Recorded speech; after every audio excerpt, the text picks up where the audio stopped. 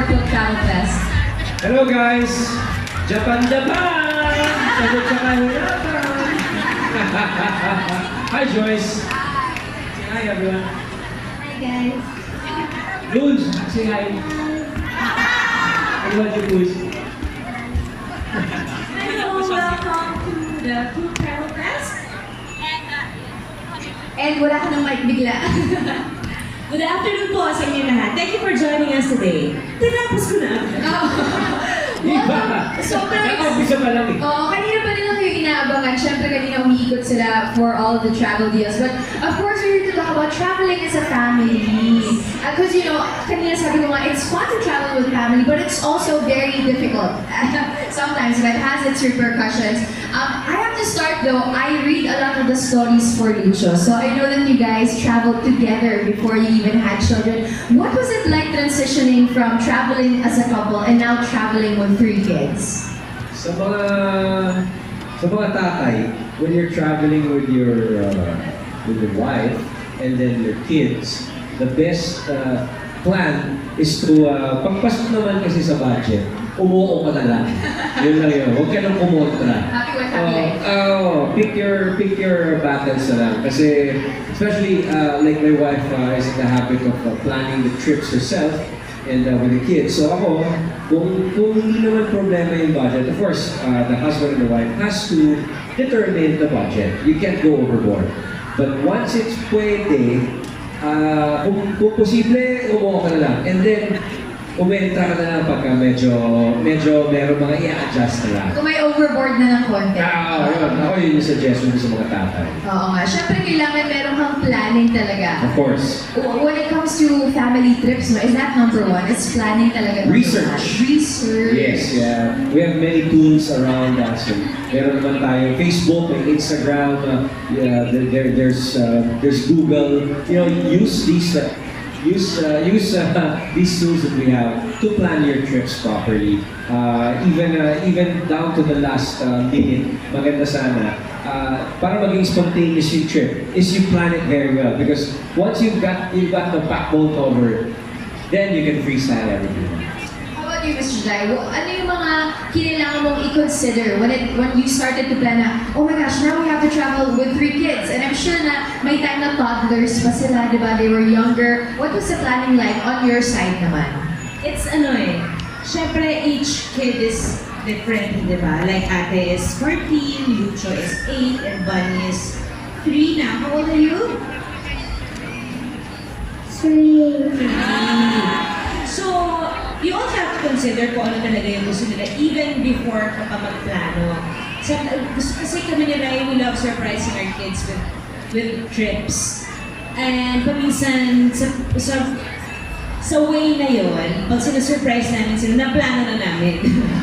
So, bago na si ate, before nung magkakasabay pa sila ng pwedeng, it's either Universal, kasi everybody loves Universal, I love Universal, lahat naman nag-e-enjoy dyan.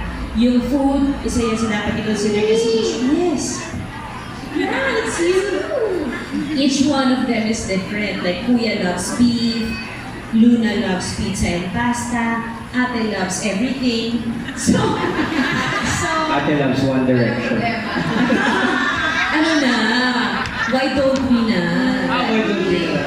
So these are the things that you have to consider. Plus the fact na before we leave, ito lang yung mga basic na tips, Of course, you also have to bring each child's medication. Yun yung pinaka-importante kasi especially in a country na iba yung lingwahe, it's hard to... It's hard to converse sa drugstore na kung ano yung kailangan nila. So it's important that you equip yourselves with the right medication according to your pedia, yung the thermometer. Ako kasi yun yung talaga, may checklist ako sa bahay. Kasi 3 sila eh. 3 iba-ibang gamot yan. So kailangan nakalista and then kailangan may reseta like from the doctor. Kasi pag nakita sa immigration or sa x-ray, para wala nang tanong-tanong, Hi guys! So yun. And then, with the itinerary, we make it a point na there's one day na makakapagpahinga muna sila. para to recover from the biyahe, and at the same time medyo ma-realize na nila, mag-sink in na sila sa kanila nasa ibang lugar sila. After that one day, the next day, saka pa lang kami magbabiyahe sa kung saan nila gusto pumunta. But so of course, yung buong araw na let's say Universal or any theme parks, that's one whole day. Talaga. Wala kaming iba pwede gawin kundi yan lang. Actually, perfect tong age differences nila eh, di ba? Kasi parang different stages na of them growing up. But I know that Ate is more on the artsy side. Lucho is more sporty. And Luna's still a bunny. Is a bunny? Still a bunny. She is a bunny. She's still a bunny. She's still a bunny. She's still a toddler, di ba? So, paano yun? Halimbawa kung meron nga silang kids na different ages, paano yun pinaplan yung itinerary that could cater to all of their interests, di ba? Well, we're lucky enough na silang tatlo nakakapagplano na, di ba? Ano na? Nakakapagplano na sila on their own. So what we do, like the pictures here. Hi guys! So like the pictures here, this was a trip that we took to Japan. No? Ang nangyari niya, once we got to Universal Studios, iba kasi yung rides ni Johan na gusto, and pwede. Iba rin si Kuya Lucho. So we kind of split up. Once we got there, we split up. We had to manage the expectations, of course. So ako, kasama ko si Lucho the whole time sa, oh yeah baby, what's up? Tapos si Ate, kasama niya yung mga cousins niya. So you have to have, yung sinasabi ko na you can be spontaneous once you had all the information, you know. So we knew what was there in Universal before we went. So pagpasok pa lang namin mga 10 in the morning, once the park opened, we knew that by lunch, baka kapag hiwa-hiwalay na kami ng pupuntahan, and then we set lang a time for everyone to meet up. So, you know, everybody happy, and ang ko kasi, one cause of strain is, you mentioned, one kid wants to go one way, the other wants to go another. If you weren't armed with the information beforehand, nasa-stress ka. But if you knew na yung mga closing time, opening times, kung na-research mo na yun, then palargahin mo na lang, anyway, nakapakasyon naman kayo di ba? So, of course, you have to choose a safe place. For us, para mag-iwan namin yung mga batang under, like a place like Japan or Universal Studios in Osaka, it was really determined to safe enough. So, hiwa-hiwalay lang. You gotta know the rules to bend them talaga. Yes. Yeah, and kami naman, actually, yung first time namin nag-travel ni Ryan, ito na lang akin. The first time, wala pa si Luna at that time. We traveled for the first time ng kaming apat lang. Siyempre, there's Disneyland, and ano, it was in Hong Kong muna kami nag-travel. Ang in-equip ko talaga sa kanilang dalawa para they can go and play whenever, and wherever. Nagpagawa ko ng name tags, dog tags, na may name nila, may number namin, at saka may age nila. Nasuot lang nila the whole time. Kasi napapraning ako baka mamaya anong nangyari. At least if they have that, you're actually confident na kung ano man ang mangyari. And may briefing kami na whatever happens, you stay calm, don't panic, you go to a police station and you show them your dog tags. Para they will contact mommy or daddy. And the name of our hotel.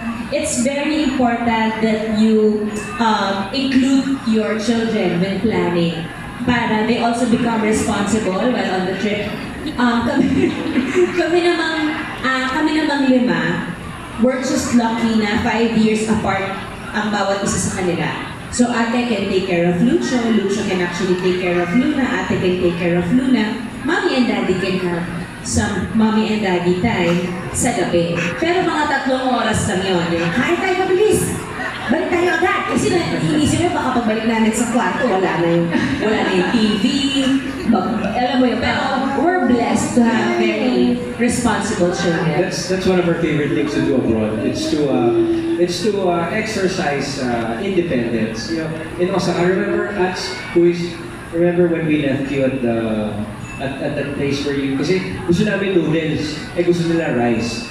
So, we decided, you remember when you ate when you ate at that Yoshi, and then, how was that? I'm scared because he left me and Lucia alone. What did you learn? To take care of Lucia. Yeah, so this was about a year ago, no? 2 years ago. About 2 years ago. And since yes, Luna is stealing the show and the mic. So there, it's a time for us to practice independence. And in a relatively safe-ish setting, yung mga lessons na yun, baon nila, and yung mga memories na yun, baon nila, we wouldn't be able to do that in an environment na hindi namin feel na safe.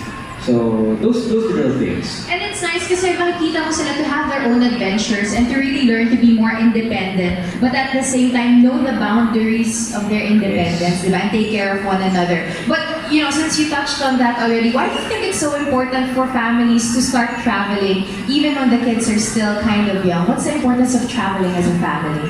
It's building memories eh. Kasi kami malakas yung naniniwala kami na you can take so many things away from a person, especially from a child. But when you build memories, ano bang nangyari, anak? Parang Nakapulupot yan yung kaya mo. ayan. When you build memories with your kids, it will be with them forever. At saka ito yung mga bagay na hindi na bibili ng pera. Yung mga bagay na pag-iipunan mo talaga, oo, totoo yan. Kasi hindi naman mura mag-travel because you have to consider the hotel, the theme parks, the food. But then again, wala talagang kapalit yung memories na pwede mo ibigay sa mga anak mo. And the first time that they'll be traveling with you guys, para ibang klaseng excitement yan eh. And kami as parents, excited din kami kasi every time we travel, we learn something new. Yung dynamics namin ni Ryan as parents, every year nag-iiba. Kasi kagaya ngayon, tumatakbo na ng bonggang-bongga tong si Luna, iba na naman ang dynamic namin dyan. Iba na rin naman ang dynamic with Lucio kasi si Lucio naman is very responsible. Diba na? Nakakalawa? You remember when we left you alone in the hotel room in Hong Kong? You were not there? You don't remember? You remember that? Oh, good you don't remember. You were really young. At saka ano sila eh, what we love about our kids, pag may sinabi ka na huwag kayong aalis dyan, may ganyan kami na lang sinubukan namin sila. Bumili kami ng ice cream, and then we told them na, oh, dyan lang kayo ha, whatever happens, dyan namin kayo babalikan, huwag kayong aalis dalawa dyan. So, umalis lang kami a few meters away, and we just watched them. Tinignan namin kung ano yung gagawin nila. Andun lang naman talaga sila. Nakukulang. Andun lang. Nakaupo, nagsusubuan sila ng ice cream. Happy lang sila doon. Talagang nandun lang sila. Kung may nakilala nga kami, malamang kinainan pa namin ang kunyari, isasama sila. But you know, that's how you test your children and how responsible they are. And at the same time, they also feel good about themselves na matatrust kami ng parents namin. Parang character building din talaga pag traveling, you know. You learn so much about Both for the kids and the parents. Yes, exactly. But how is it as a couple naman? I mean, you travel a lot with your family. How do you find time na magkakaroon kayo ng quality time na kayong dalawa lang, di ba? Paano kayo makakahanap ng window like that? Pagtulog na sila. We take separate trips. It's something that we agreed on when we started the family. When we got married, it was hindi na ako. It's something that we decided to do. Ano yun, pinag-iipunan talaga namin yun. Tsaka nag-aabang talaga kami ng mga, na travel fairs like this, where, you can get good deals. Hindi part ng script yan. Totoo yan. Talagang nag-aabang kami ng mga deals because, it's good na sadyain mo. Hindi yung, iba kasi yung notion ng pag nalibre, kapag may naitabi, di ba? Pag nalibre ako sa trabaho or pag may natirang pera sa budget, kami, sinasadya namin na talagang paglaanan siya ng budget. Kasi parte siya nung you know, you work hard and mahusay kang ginagampanan yung pagiging trabahador mo, pagiging magulang mo. I think it's also best for your development as a person. And as a couple, for us, for example, at least once a year, nagtatabi talaga kami ng oras at yung pera na pangkain. And paano yung napipili naman yung destinations na ito pupuntahan natin, kailangan na sa family, ito kailangan as a couple natin may enjoy. Paano yung pinipili yung mga ganong lugar? Wala lang, depende lang talaga. Okasyon. What I do, we have siguro for some, this will work, we have a separate account for traveling. Sa bawat, ano tawag doon? Ano na yan? Sa bawat entrega ni Rai, merong naka-separate doon. Pag may natira pa, we paid the bills already and may extra. Naka-separate na siya sa travel. Para hindi namin ginagalaw yung accounts namin for pag nagta-travel kami. So, parang bonus na namin yon na makapag-travel kami. At least hindi masakit sa bulsa kasi talaga sineparate mo for traveling yung extra money na yon. Ngayon, when we travel ng kami lang, we go to places like say, ay anak! Nag-daddy mood bigla eh. We go to places na hindi pa rin namin na-experience. Para bago, para kung halimbawa pwede namin dalhin yung mga kids doon eventually, nauna na kami, medyo may alam na kami, alam na namin if it's kid-friendly, alam na namin if it's ma-enjoy na lang. At saka parang masusunod na nag-explore nang pareho kami walang alam dun sa lugar. It's either pareho kami walang alam or sobrang kabisado na namin yung lugar. Alam na namin yung pupuntahan namin, alam namin kung kailan kami mag-stay lang sa hotel, or it's just, pag kami na mas madalas na either beach setting, para relax talaga, kasi yung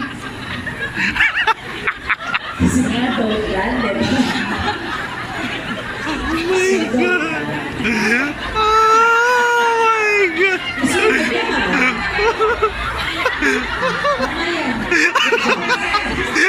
Nagagawa ng paraan. Okay, it's really wonderful to hear all of these tips. But I'm sure kasi diba when you're traveling, meron ding difficulties, lalo na pagkasama niyo yung mga bata. Paano pag medyo merong mga times na medyo mahirap, syempre kung may discomfort yung mga bata, or pag sa plane, di ba, hindi sila comfortable, or may nagkakasakit, how do you guys deal with those roadblocks when you travel? it's always 1:1. Palaging ganon. Palaging ganon.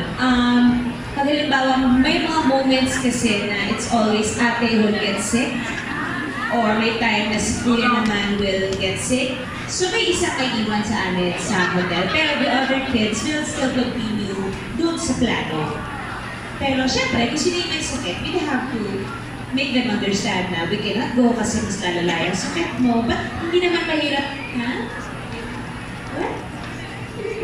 Hindi naman sila mahirap paliwanagan eh. Kasi ito naman mga bata to, pag masama ang pakiramdam, masama talaga ang pakiramdam nila. Halimbawa sa plane, before, like, bawat isa sa kanila, especially with ate first, Ryan had to discuss and explain to her yung, what do you call this, yung sumasakit yung tenga. Si Ryan has a very good way of explaining it. Ganun din yung ginawa niya kay Lucio. Sino na naman pinasaka ko na lang ng gatas yan? Yes, yun diba? Opo. Si Luna, syempre gano'n eh, pag unang anak, di ba, medyo mas, mas go-guarded ka, mas medyo on your toes ka. Pag pangalawa, medyo relax ka na. Pag pangatlo, okay na yan. Oo, mag-a-adjust din yan at some point. Tama naman. Hindi naman si Ryan, it's even, palitan ang pagkakasakit ng mga anak namin, palitan kami ng bantay. Kasi para yung isa nakakalabas din, and yung isa won't feel bad naman na talagang isa lang yung kasama niya. Pero sangat-saring dasal ang ginagawa ko every time we go on a trip. Kasi you don't want anybody to get sick. Totoo yan. Because you want to enjoy. Minsan na kayo lalabas eh. Gusto mo mag-enjoy sila. Kaya alaga sila sa vitamins, tubig, the whole day, kasi kailangan yun. And pagkain, yung sweets medyo kalma-kalma. And hindi sila mahirap kausapin pag ganyan. Sumusunod naman agad sila. Masyado lang kami blessed to have very understanding kids. And very obedient kids at that too. Preparation talaga is everything, no? Especially when you're traveling as a group. I think not just with your family, even sa friends, di ba? Or just even your parents are traveling. Production work siya. Tsaka importante, mom and dad has to be a solid team. Bawa, walang sama ng loob pag may kailangan maiwan pag may nagkasakit. Ang nangyayari kasi, bawa, nagkasakit si Johan or si Lucho or si Luna, you can't make the whole group suffer and maburo mo siya sa hotel or sa Airbnb. What happens is, again, I'll go back. If you're armed with research, kung sino yung pwede, go do your thing. Somebody will just have to sit back and stay with the kids. Pero pag you have to be prepared. That's also why it's important na kung kaya, you travel on your own as parents. Para when you travel with your kids, really, you can focus on their fun. Para alam nila rin yung dynamics nyo, you've had your time together already, and when you travel as a family, focus na talaga yung mga bata. We talked about the tips and the things that you have to consider when you travel as a family. Do you guys have any dream destinations that you might go to soon? Where do you want to go, Yo? Anything you'd like to share with us, Ate Johan? Pwede ako sumagot. Dream ko talaga yung cherry blossom. Dream namin ni Raya na makapunta ng cherry blossom kasi yes, sabi ni Ate, it's picture perfect. It doesn't happen the whole year. Parang talagang sasadyain mo siya. And it's very beautiful according to my mom. Mami ko kasi addict yan sa mga cherry blossom. Lahat ng cherry blossom gusto niya talaga puntahan. So, it's really a dream to go back to Japan and let also the kids experience cherry blossom kasi ma-nature naman din itong mga ito.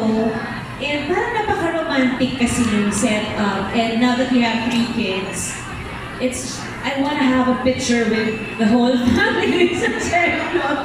Mababa ka kanila ako. Gusto ko ng picture sa cherry blossom. Instagrammable naman kasi. Ayan na meron na. Pwede ba mag-picture dyan? Pa-picture daw mamaya. Ikaw, Kuya Ray, meron ka bang any travel destinations that you'd want, siguro a place that you've been to before na you want to take the family at naman? Ako, ang next project ko for the kids is I want them to see snow. Yeah, we were going to see snow sana last December, but I got sick during the trip. So, yo. Okay, so that's the next project for me. I wanna schedule a trip where they'll be able to see snow. Kung maswerte pa, may actual snowfall, not just on the ground. That would be fantastic. And masaya kasi may mga winter sports that they can try, right? And food, different din ang food pag winter season. I hear Niseko is Niseko Hokkaido is pretty good. beautiful. Yeah. Sobrang sarap ng cheese, yung beef nila, tsaka Yung seafood beef. nila. Ang sarap! Sobra. So, tamang-tama ang Club Travel Fest. I know! The Blossom Hills kayo napunta, guys. Actually, ngayon ko lang naintindihan what convenience club can actually give you when you travel.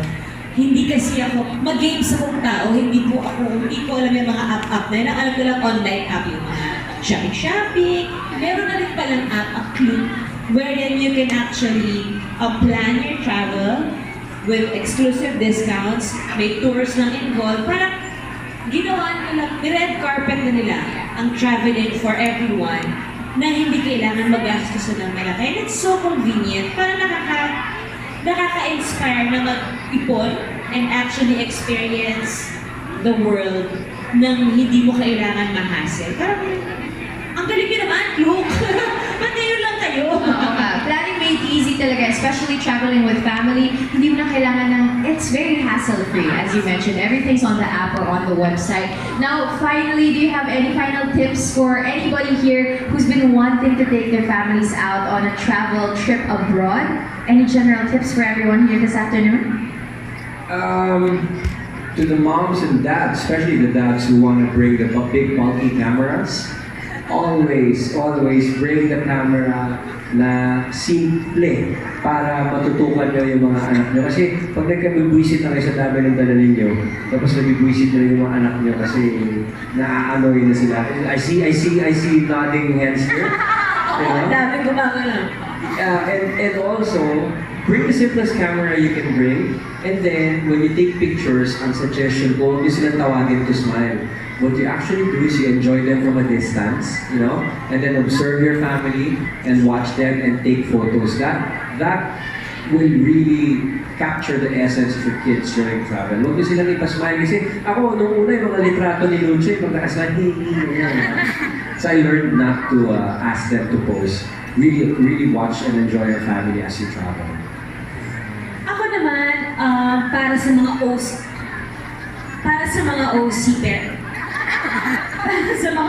parents, my love with Sikan. Gusto na kasi pumunta sa bot. Most of us, diba, especially moms,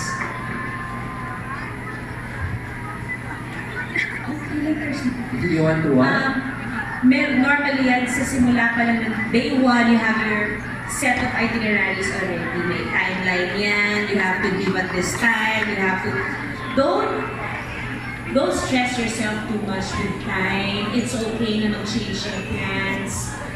Kasi hindi mo naman masasabi that things that can happen while you're abroad.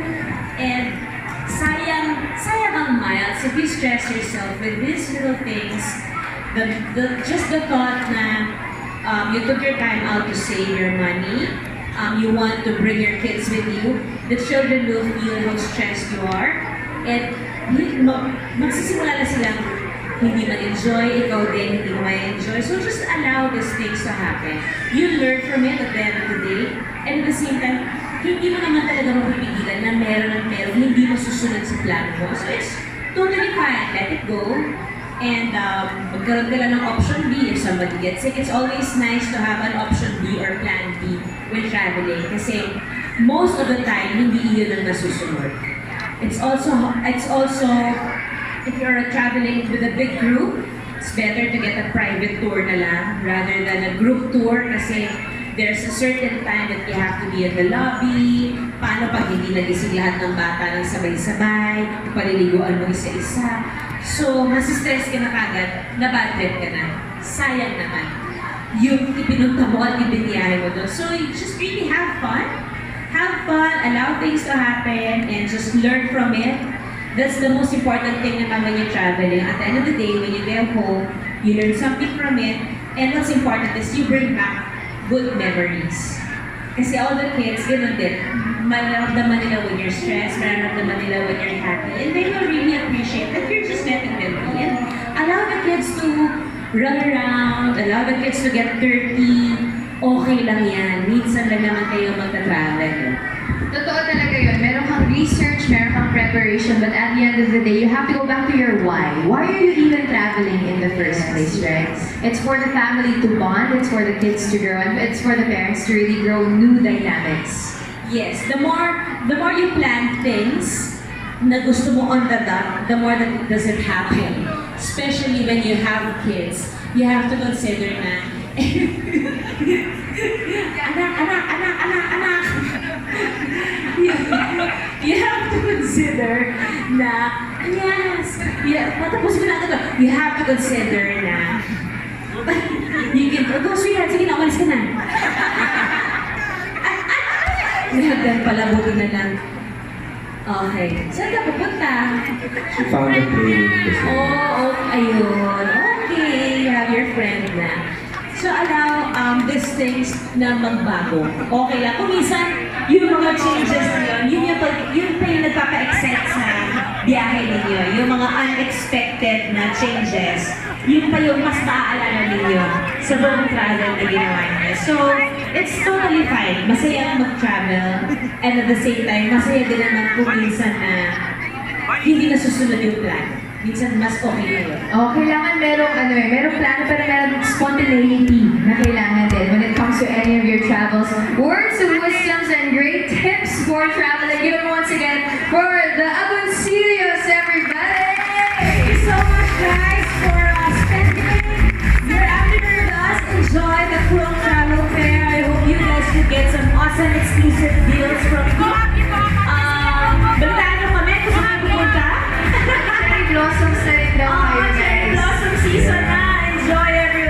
Thanks very much for coming, and hope you finally get to go to your dream destinations. And happy travels, guys.